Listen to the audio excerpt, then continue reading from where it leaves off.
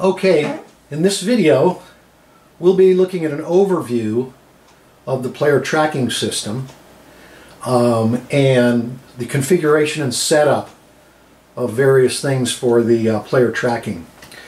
The item that you see on the screen right now is called the Activator, and that is an application that runs in the Hydra server. So wherever the player tracking database is located is where this application runs. What this application does, it keeps the customer service terminals alive. It also checks for birthdays, checks for offers, checks for expirations of various things.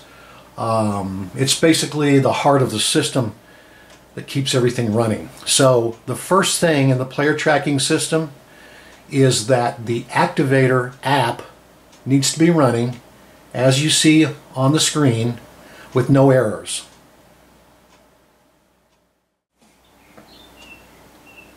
The next part of the Hydra player tracking system is on the customer service terminal.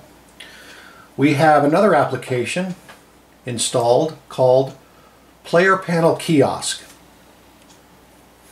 Okay, once that's installed and the Activator is currently running on the database server, then we can activate this application. So the default value, user ID, is TOM, small letters. The password is ASDF, small letters. ASDF.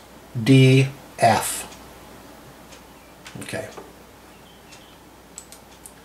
So once you log in, you come to the home panel. This is where you would add a new player. You would view the account of an existing player. You would replace a lost card. You would view play of any given player. View your current prizes. You can redeem prizes from this screen. You can apply promos. You can check in and out. In some jurisdictions, they require that a player, when entering the casino, they check in to the casino. Specifically, I remember Trinidad. This way, if an official comes to the casino and says, I need to see a list of who's currently in the casino at this moment, this is where you would get that list from the players checking in. Redeem transactions shows you prizes that have been redeemed. Prize exchange, we'll get into some of this stuff. Cash credits, reports, player account. Okay. You have another panel called the admin panel. The admin panel, you can create a user, which is a person like Tom that is working with the customer service terminal. You can edit users. You can set up roles and permissions. We're going to go through that. Languages, these are errors, error logs. Card images, this is where you would put the actual image of your card. These are some settings. Print card backs, promo offers, prize operations, locked users, events, exceptions viewer, Hydra settings, some more settings, user log to see who's been logged in, and then you could actually go in and edit the points in the sessions of the players. Okay, so that's just a general overview, for example. Okay, the first thing we're going to do is we're going to do some configuration. Okay, the first part of the configuration that we're going to do is on the administration panel. We're going to go to the button that says App Settings. You'll see various tabs going across the top of this. The first tab we're going to go to is called Player Levels. We're only concerned right now with the left-hand section. This is where we're going to actually name our 3 levels. Gold being the initial level, platinum being the mid-level, and then titanium being the high level. So you would name whatever names you want to make your 3 levels here. And then you hit the save button. Okay? The next thing we're going to do is we're going to go next door here to card level threshold.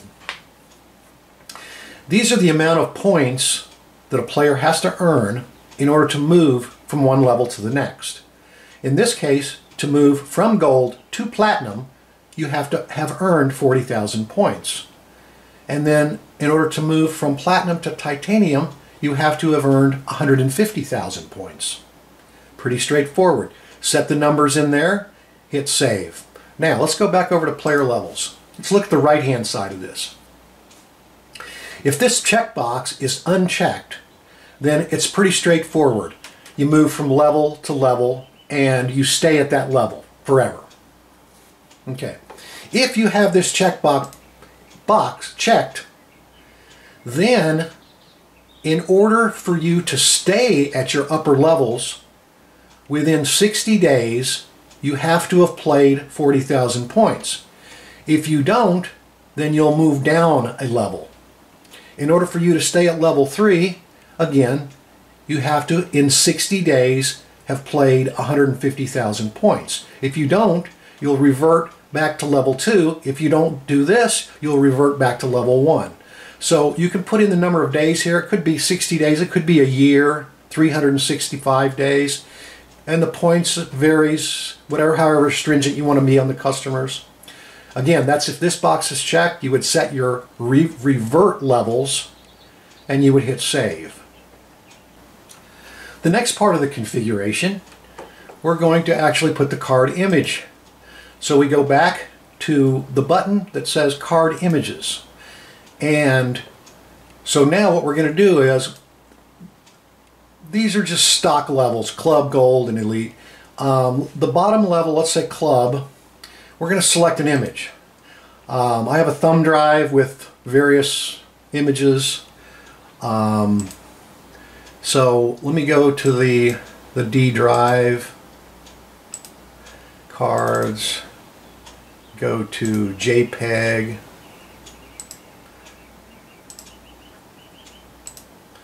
Okay, so I just set this JPEG as the club level card. So I'm going to hit back. I'm going to go back to the home page just to test it. I'm going to view my account just to see. And there you see the green new image card. Okay. So let's go back to the admin panel. Go back to card images. So you would just do the same thing for the other 2 levels. Currently, this is going to be the level 1 card. Currently, this is the level 2 card. And currently, this is the level 3 card. And then this is the card back. And all the cards have the same back. So you only need 1 image of that. Now, you only need that image if you're going to print the images on a blank card.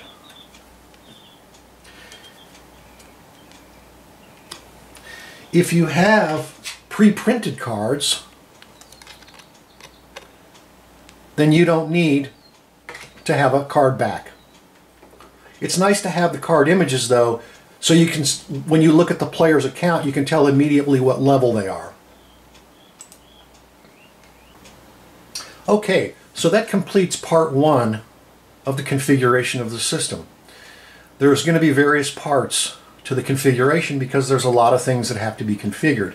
But I don't want to put them all into one video that lasts a long time. I'd rather chop it up and put it in various videos so when you go back to look, you can say, oh, you know what, that was in part 1, that was in part 2.